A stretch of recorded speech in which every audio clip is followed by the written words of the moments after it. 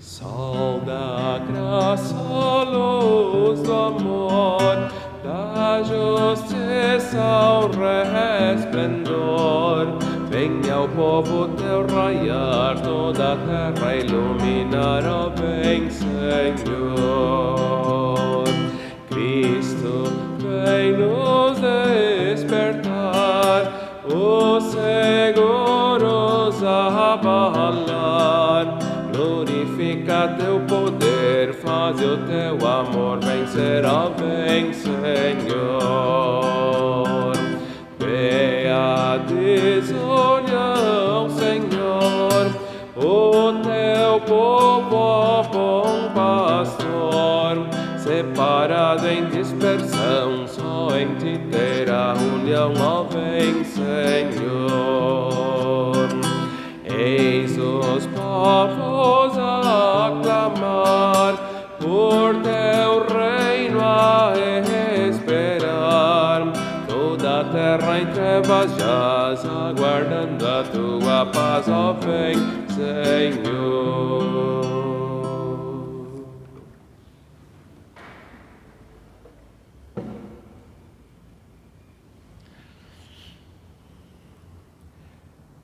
A graça do nosso Senhor Jesus Cristo, o amor de Deus, nosso Pai, e a comunhão do Espírito Santo sejam com todos nós. Amém. Queridos irmãos, estamos no dia 31 de outubro de 2020, dia em que comemoramos, lembramos e celebramos o início da reforma luterana e protestante, com a fixação das 95 teses acerca das indulgências por Martim Lutero na Igreja do Castelo de Wittenberg, na Alemanha. Sejamos todos bem-vindos, Deus abençoe o nosso meditar e refletir. Estamos neste ano de 2020, como Igreja Evangélica de Confissão Luterana no Brasil, meditando a respeito da vivência do batismo. O tema do batismo é acompanhado pelo lema bíblico de João 15, versículo 16, que afirma que Jesus nos chamou para que demos frutos, e quero convidá-los a nos próximos minutos meditarmos uma vez sobre a passagem bíblica de João, capítulo 15, alguns versículos ali dessa passagem, e depois, num segundo momento, a respeito da explicação de Lutero a respeito do batismo. Quem assistiu o vídeo gravado pela coordenação da Oase Nacional, que foi publicado no mês de setembro, por ocasião da Semana Nacional da Oase, deve então também ter visto a reflexão, a mensagem a respeito do tema e do lema do ano que foi ali irradiada. E, além disso, certamente, em muitos lugares, espaços durante o ano, apesar da pandemia, tivemos tempo e momentos de refletirmos sobre esse tema tão central da Igreja, que é o batismo, e também sobre a passagem bíblica de João, capítulo 15. Peço, portanto, a sua licença para, por assim dizer, chover no molhado, repetir coisas que nós já ouvimos, quem sabe em um ou outro aspecto dar uma ênfase específica, mas certamente não vou fugir muito daquilo que já tem sido dito e meditado na nossa igreja ao longo do ano. Passo a ler João capítulo 15, versículos 1 até 16, na tradução revista e atualizada de João Ferreira de Almeida. Jesus Cristo diz: Eu sou a videira verdadeira e meu Pai é o agricultor. Todo ramo que estando em mim não der fruto, ele o corta, e todo que dá fruto, Deus, o Pai, o limpa para que produza mais fruto ainda. Vós já estáis limpos pela palavra que vos tenho falado. Permanecei no meu amor, permanecei em mim e eu permanecerei em vós. Como não pode o ramo produzir fruto de si mesmo, se não permanecer na videira, assim nem vós o podeis dar, se não permanecerdes em mim. Eu sou a videira, vós os ramos. quem permanece em mim e eu nele, esse dá muito fruto, porque sem mim nada podeis fazer. Se alguém não permanecer em mim, será lançado fora, à semelhança do ramo, e secará. Eu apanham, lançam no fogo, à semelhança do ramo, eu apanham, lançam no fogo e o queimam. Se permanecerdes em mim e as minhas palavras permanecerem em vós, pedireis o que quiserdes e vos será feito. Nisto é glorificado meu Pai, em que deis muito fruto, e assim vos tornareis meus discípulos. Não fostes vós que me escolhestes a mim, pelo contrário, eu vos escolhi a vós outros e vos designei para que vades e deis fruto, e o vosso fruto permaneça, a fim de que tudo quanto pedirdes ao Pai em meu nome, Ele vos-lo conceda. Até aqui a palavra de Deus. Queridos irmãos, caras irmãs, temos aqui inicialmente a afirmação de Jesus que diz a seu próprio respeito: eu sou a videira verdadeira. 7 vezes no Evangelho segundo João, Jesus se apresenta a seus seguidores ou também a outras pessoas dizendo eu sou.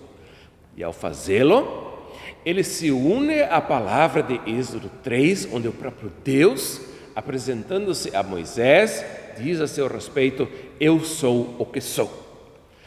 Os ouvintes de Jesus, conhecedores do Antigo Testamento, imediatamente percebem que aqui ocorre um ato de identificação. Jesus, ao dizer eu sou o caminho, a verdade e a vida, a luz do mundo, o bom pastor e outras coisas mais, se identifica com aquele que no Antigo Testamento também já havia dito a seu próprio respeito: eu sou. E nessas 7 vezes em que Jesus fala de si mesmo como sendo eu sou, ele apresenta de várias formas, recorrendo a metáforas da vida diária das pessoas, apresenta a si mesmo como aquele sem quem ninguém de nós pode viver adequadamente. Aquele sem quem nós não podemos dizer que realmente temos vida em abundância. Jesus é, portanto, aquele que é imprescindível para que nós possamos dizer que temos vida na plena acepção da palavra. E agora Jesus usa aqui a metáfora da videira e diz: eu sou a videira verdadeira e meu Pai é o agricultor. Se nós formos seguindo a meditação que o texto nos sugere aqui, que a reflexão que o texto apresenta, a palavra de Jesus que nos convida a meditarmos a respeito dessa imagem da videira, nós vamos perceber que aqui nós estamos no contexto da celebração da Santa Ceia. Por isso, quem sabe, chama até um pouco a atenção que o tema do ano da ISLB, que fala do batismo, agora recorra a um texto que, na verdade, está no contexto da reflexão, não do batismo, mas da Santa Ceia. Por outro lado, eu acho que essa referência, essa conexão entre batismo e Santa Ceia, entre o tema do ano do batismo e o lema, que em si remete mais à Santa Ceia, está bem correta. Afinal de contas, o batismo e a Santa Ceia, em última análise, afirmam, realizam a mesma coisa. O batismo, ele destaca mais o elemento pessoal, individual, embora não individualista, da existência cristã, o Evangelho que fala a cada um de nós pessoalmente, e a Santa Ceia, por outro lado, ela aponta mais para o aspecto coletivo da vida cristã e afirma e destaca que nós, como cristãos, não somos ilhas, mas somos parte de um corpo que é a Igreja de Jesus Cristo.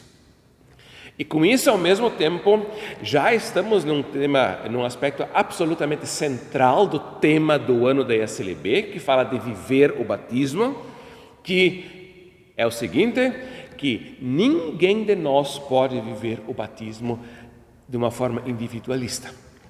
Todos nós que queremos viver o nosso batismo de forma adequada, conforme Deus assim o espera de nós, precisamos da vivência em comunidade. E é disso que Jesus também fala aqui, do permanecer em comunhão com Ele. E esse permanecer aponta para vários aspectos. Aponta para a palavra de Jesus Cristo. Se alguém guardar a minha palavra, o Pai o amará e viremos para ele e faremos nele morada, diz Jesus, poucos versículos antes aqui de João 15. Ali é, portanto, essa percepção de que a palavra é o modo pelo qual Jesus está conosco, presente conosco e pelo qual se dá essa comunhão nossa com Ele. Ao mesmo tempo, o permanecer em Cristo aponta mais uma vez para a Santa Ceia, a Eucaristia. Afinal, o próprio Jesus também fala em outra passagem de que se nós queremos ter comunhão com Ele, nós precisamos comer o seu sangue, comer o seu corpo e beber o seu sangue, que é evidentemente uma referência à Santa Ceia, à Eucaristia. E não por último, permanecer em Cristo significa permanecer no amor, e Jesus destacou que permanecer no amor dele precisa e deve, e só pode acontecer na medida em que for acompanhado também pelo amor uns pelos outros. Novo mandamento vos dou, que vos ameis uns aos outros, assim como eu vos amei.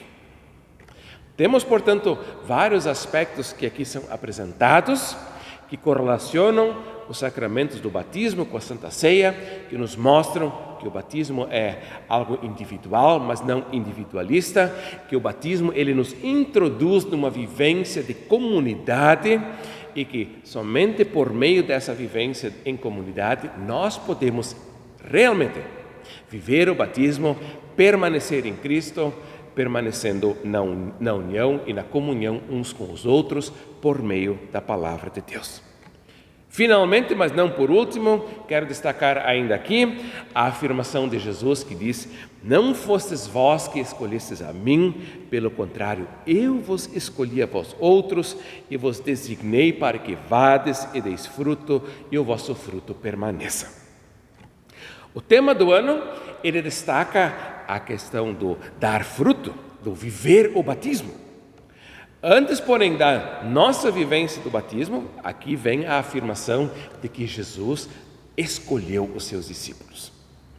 E isso quando nós celebramos o batismo na nossa igreja e quando nós meditamos a respeito do batismo, sempre nós destacamos e devemos destacar que o batismo é um ato de Deus em nossa direção e não algo que nós fazemos em direção a Deus ou em direção a quem quer que seja.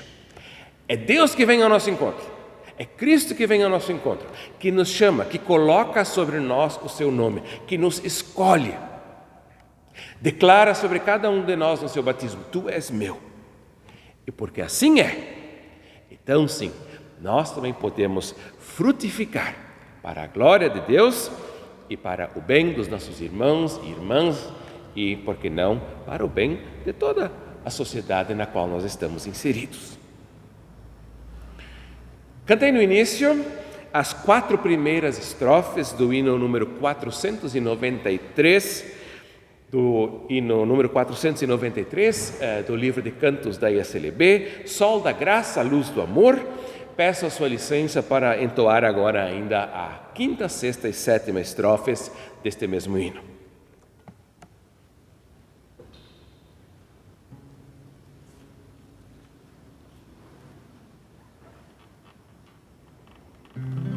Aos que pregam dá poder.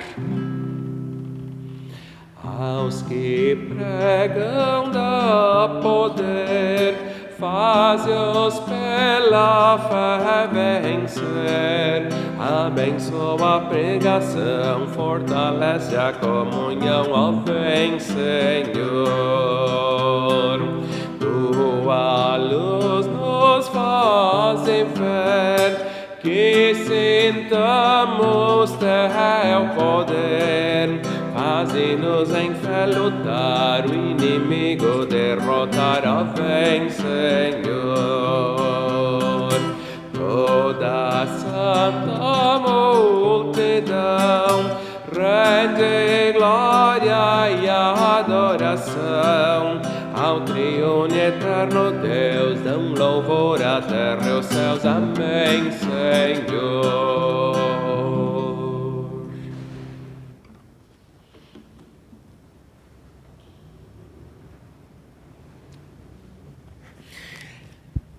Meditamos até aqui sobre a passagem bíblica de João 15, que acompanha o tema do ano da IACLB sobre o batismo e a sua vivência. Peço agora a sua licença para, em alguns poucos e breves minutos, ainda fazer algumas poucas observações, refletir brevemente a respeito do batismo conforme é compreendido e explicado pelo reformador Martim Lutero lá no seu Catecismo Menor. Sabidamente, quando Lutero explica o batismo lá no Catecismo, ele cria uma sequência de 4 perguntas que ele mesmo responde e que então fundamenta com base na Escritura Sagrada. Vou me restringir aqui às perguntas e respostas do próprio Lutero. Não vou agora entrar especificamente nas passagens bíblicas que ele usa para fundamentar a sua compreensão, até porque nós não queremos aqui extrapolar excessivamente um tempo adequado para uma reflexão de um culto. A primeira pergunta sobre o batismo é: o que é o batismo? Ao que Lutero responde: o batismo não é só água, mas é água contida no mandamento de Deus e ligada à palavra de Deus. A Igreja Católica, sabemos, tem 7 sacramentos. Na nossa igreja nós falamos apenas de 2 sacramentos, embora os outros 5 sacramentos da Igreja Católica sejam, até um certo ponto, todos eles praticados também na nossa igreja, mas não são considerados sacramentos. Aqui nós temos agora a definição mais sucinta de Lutero sobre a forma como ele entende o que é um sacramento. Quais são os elementos que definem um sacramento e por que então apenas batismo e Santa Ceia na nossa igreja são sacramentos e o matrimônio, a ordenação sacerdotal ou ministerial e outros atos na nossa igreja não são considerados sacramentos. Temos aqui referência à água, temos referência ao mandamento de Deus, que concretamente é o mandamento de Jesus Cristo, e temos aqui referência à palavra de Deus.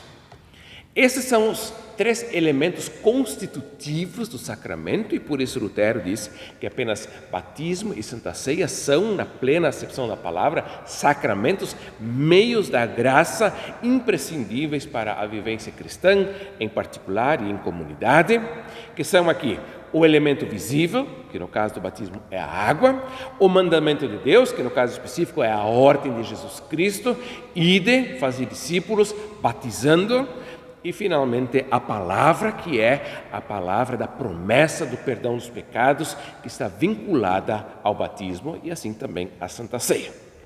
3 elementos, portanto, constituem um sacramento e esses 3 elementos se aplicam apenas e tão somente a batismo e Santa Ceia.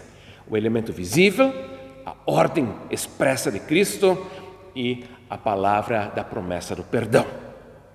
A segunda pergunta: que dá ou para que serve o batismo?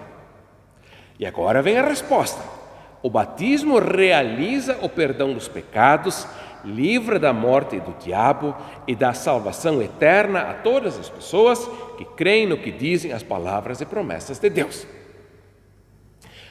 O que o batismo realiza? O que o batismo opera? E agora, muito interessante, chama a atenção. E talvez, se nós levarmos isso aqui ao pé da letra, o que eu particularmente quero fazer, talvez isso até poderia nos surpreender um tanto quanto negativamente. Afinal de contas, Lutero expressamente afirma que o batismo realiza, ou seja, opera perdão dos pecados, livra da morte e do diabo e dá salvação eterna a todas as pessoas. Essa é uma pergunta que sempre de novo nas nossas comunidades, implícita ou explicitamente até, é colocada. O batismo salva? Nós não temos agora um contato pessoal, aqui através dessa câmera, dessa gravação, mas quem sabe, cada qual em casa procura responder essa pergunta. O batismo salva? Lutero afirma que sim. Realiza o perdão dos pecados, livra da morte do diabo e dá a salvação eterna a todas as pessoas. Agora, porém, vem. Depois de pessoas, não vem um ponto, mas vem uma sequência que diz: a todas as pessoas que creem no que dizem as palavras e promessas de Deus. Agora sim vem o ponto.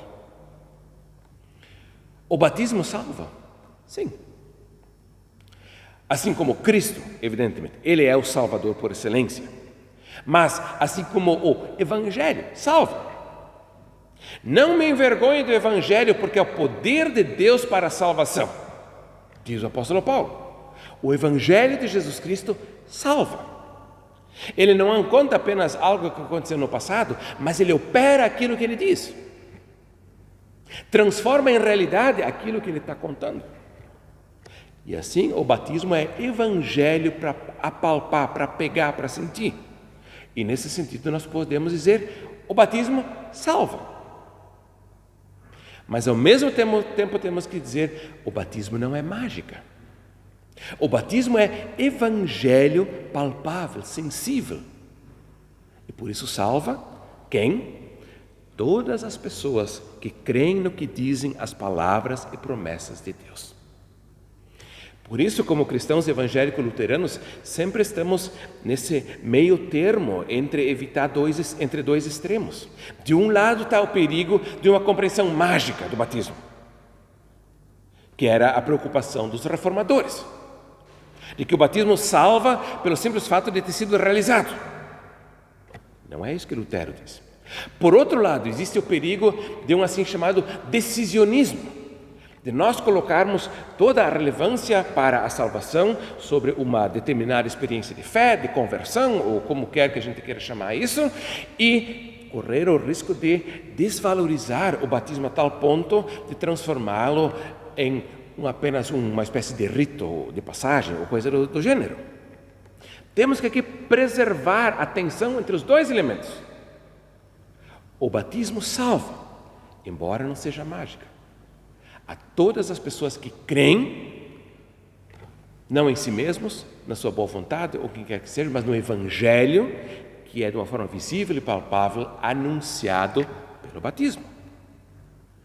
Como pode o batismo, ou como pode a água fazer coisas tão grandes? E aí Lutero diz, não é a água que faz isso, mas é a palavra de Deus unida à água e a fé que confia nesta palavra. O batismo salva? Pois é, acabamos de conversar. Daí a gente poderia perguntar, mas como? Derramar 3 vezes um pouco de água na cabeça de uma criança, isso é para ser agora um ato salvífico? Entra um pagãozinho na igreja, sai um cristãozinho? Aí o Lutero diz, não é a água que faz isto, mas é a palavra de Deus unida à água e a fé que confia nesta palavra. Quero aqui usar uma ilustração que eu acho que é bastante pertinente, que é a ilustração da eletricidade, da energia elétrica. Nós lá em casa todos temos os nossos eletrodomésticos que são alimentados por energia elétrica. Sem energia elétrica, aqueles eletrodomésticos não funcionam. A pergunta é como é que a energia elétrica chega até a nossa geladeira ou a nossa televisão? Por meio de uma instalação elétrica que lá na ponta culmina com fios e tomadas. E aí eu pergunto, é o fio ou é a tomada que alimenta a geladeira? Evidentemente que não, é a energia. Mas, ao mesmo tempo, precisamos dizer, mas não sem o fio. Porque se não houvesse o fio, faltaria a mediação adequada para essa energia chegar até os eletrodomésticos. Por isso aqui, nós podemos agora aplicar essa ilustração a essa situação e dizer, é a água que perdoa os pecados, que faz coisas tão grandes? Daí Lutero diz, não é a água, mas é a palavra. É o Espírito, diria João. No entanto, Lutero vai dizer, mas isso não ocorre sem a água. A palavra, ela se utiliza desse meio da água para chegar até nós e operar aquilo que ela realiza. A energia que está na água, na palavra, ela precisa desse fio para alimentar a geladeira ou para alimentar a todos nós. E esse fio se chama água, batismo, ou pão e vinho. Como pode a água fazer coisas tão grandes? Não é a água, mas é a palavra que se utiliza da água e que opera em nós a fé que se apropria da mensagem do Evangelho. E agora a última pergunta, o que significa este batizar com água? significa que por arrependimento diário, a velha pessoa em nós deve ser afogada e morrer com todos os pecados e maus desejos, e por sua vez deve sair e ressurgir nova pessoa que viva em justiça e pureza diante de Deus para sempre. Aqui nós temos, de uma forma mais explícita, a pergunta pela vivência do batismo. Viver o batismo. E aí o Lutero vai dizer, o batismo acontece uma única vez na vida. Mas a vivência do batismo, essa acontece não apenas uma única vez, mas sempre de novo, cada dia de novo. Nesse sentido, sim, uma única vez, ou seja, a vida toda. Por arrependimento diário, a velha pessoa em nós deve ser afogada e morrer, e por sua vez sair e ressurgir nova pessoa. Devemos cuidar aqui para não sobrecarregar a palavra arrependimento e para não reduzirmos o arrependimento à penitência sobre atos errados ou equivocados, mas compreender arrependimento da forma adequada, como na plena acepção da palavra, como conversão, como retorno, como volta a Deus, que Lutero então vai chamar de volta ao batismo. A vida cristã é um constante retorno ao batismo. É um constante retorno àquele evangelho que foi anunciado sobre cada um de nós de uma maneira bem pessoal no batismo e que segue então durante a nossa vida, sempre de novo sendo anunciado por palavras ou também no sacramento do altar. Deus nos abençoe para que sigamos vivendo o batismo e que possamos realmente frutificar, permanecendo unidos a Cristo, aos irmãos e à sua palavra. Muito obrigado. Amém.